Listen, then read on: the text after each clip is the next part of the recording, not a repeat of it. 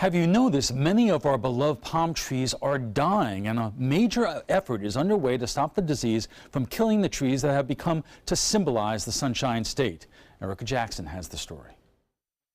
Discolored fronds, dropped fruit, and dead flowers. These are all symptoms of the Texas Phoenix palm decline. Researchers say it's common for the disease to jump from tree to tree, especially if they're close to one another. It is out there and it does affect trees. One of Florida's most popular trees is now the host of a deadly systemic disease, killing palms quickly. Probably 40 years ago, they would have thought it was a virus because of just the size of it. The disease was first identified in 2006 in areas of Central Florida, including Sarasota. Dr. Pat Williams, a residential horticulture agent for Sarasota County, says it is similar to lethal yellowing, but the two are genetically different. Until the discovery of the Texas Phoenix palm decline, lethal yellowing was the only disease in palm trees in Florida caused by a phytoplasma. The big difference between lethal yellowing is the foliage really does turn yellow, hence the name.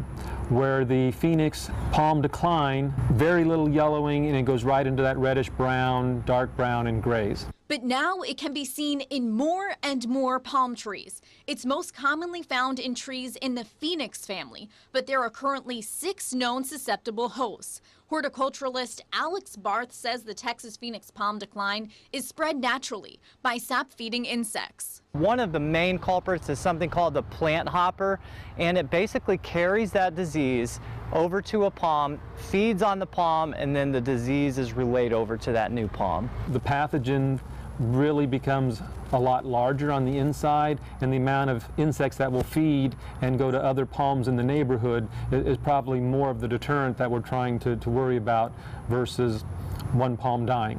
The palms affected are mostly large trees, measuring as high as 30 feet tall. Your Farm and Gardens plant purchaser, Jay Vowell, says the Phoenix palms are most commonly used by city and county landscapers in popular tourist spots. But the trees can be found on some residential properties.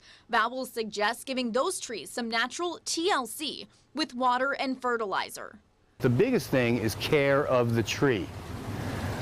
Like any insect or any disease, the healthier the tree, just like us, I try to humanize things.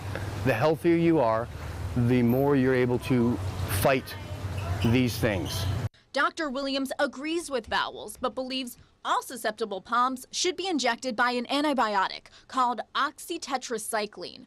Williams says landscapers can normally inject trees for $15 to $25, but Barth says he's seen some homeowners pay as much as $800 per injection, which is required every 3 months.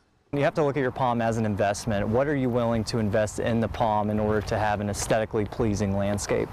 But according to Williams, the injection will not help trees that are already infected, and the palm will likely show symptoms quickly. Older trees will drop its flowers or lose all of its fruit at once. Young trees show symptoms like changing leaves in the fall, as the fronds begin to turn brown, eventually turning gray.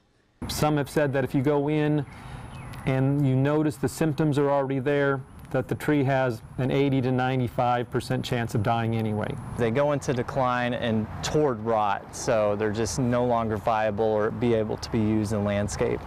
Infected trees should be completely removed to prevent the disease spreading through insects. But Vowell is optimistic and believes less trees may fall victim over time. Mother Nature has a way of protecting.